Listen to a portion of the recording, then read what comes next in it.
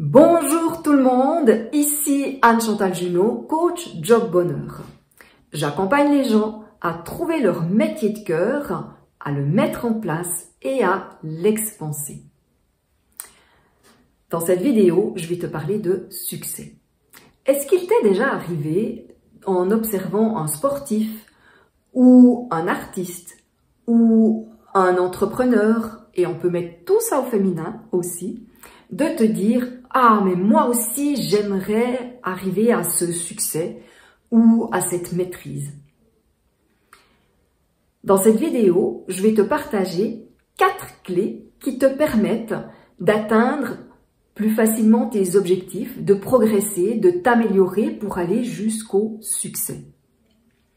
Je vais commencer en parlant, en répétant une phrase de Stromae que j'ai entendue lors d'une interview. Il disait « Pour bien faire, il faut répéter, répéter, répéter, répéter. » Et effectivement, pour s'améliorer, pour progresser, il faut répéter, comme un enfant qui apprend à marcher, qui va répéter plusieurs fois. Et en même temps, répéter n'est pas suffisant. Parce que pour moi, il faut répéter avec l'intention de s'améliorer, avec l'intention de progresser. Et comment soutenir cette intention? Comment aider à aller vers la progression? Pour moi, il y a 4 clés qu'il est important de mettre en action. La première est d'être dans l'énergie de vouloir continuer d'apprendre, de vouloir continuer à s'améliorer, à apprendre de nouvelles choses, de nouvelles compétences, de nouvelles connaissances. Ça, c'est la première clé. Si on est dans cette énergie-là, on a toutes les chances d'aller plus rapidement vers le succès.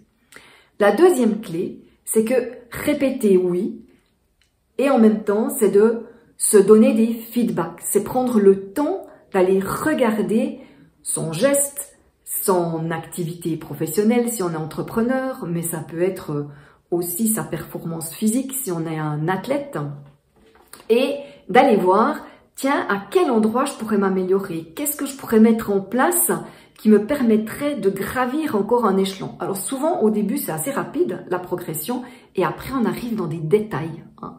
Et c'est de rester focus dans à quel endroit je peux m'améliorer. La troisième clé, c'est d'aller demander du feedback à quelqu'un d'extérieur.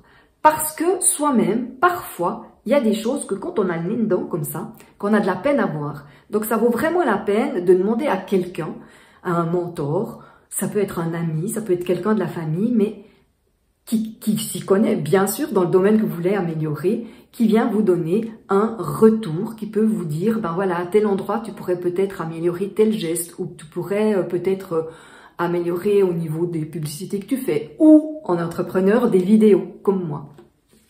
Et le 4e point, c'est se mettre en situation d'inconfort.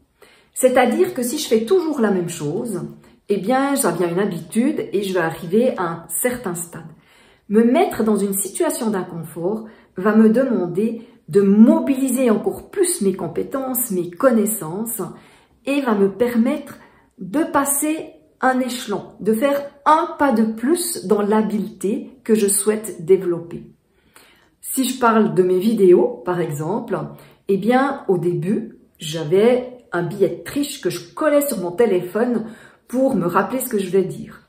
Ensuite, j'ai essayé avec des prompteurs et maintenant, oui, j'ai un billet dans la main, vous avez vu que je l'ai regardé de temps en temps, mais la plupart de mes vidéos, je les fais comme ça.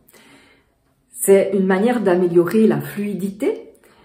Après, certainement que j'ai encore des choses à améliorer au niveau de ce qu'on appelle le storytelling, c'est comment je vais amener mes vidéos. Et à chaque fois, je pense que je m'améliore et à chaque fois, je peux regarder à quel endroit je peux affiner. Voilà un exemple. Donc, si je répète ces 4 clés, la première, c'est toujours vouloir apprendre. La deuxième, c'est s'observer et se faire ses propres feedbacks pour voir où on peut s'améliorer. La troisième, c'est demander des feedbacks à quelqu'un d'extérieur qui est compétent, bien sûr, par rapport à ce que j'ai envie d'améliorer.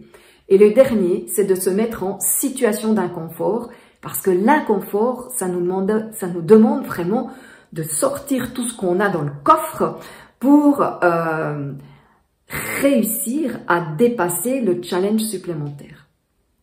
Voilà les amis, je vous souhaite une belle suite de journée. Si cette vidéo vous a plu, vous pouvez la liker, la partager. Je lirai avec plaisir vos commentaires. D'ailleurs, je remercie toutes les personnes qui en font. Et je vous dis à tout bientôt pour une nouvelle vidéo. Bye bye!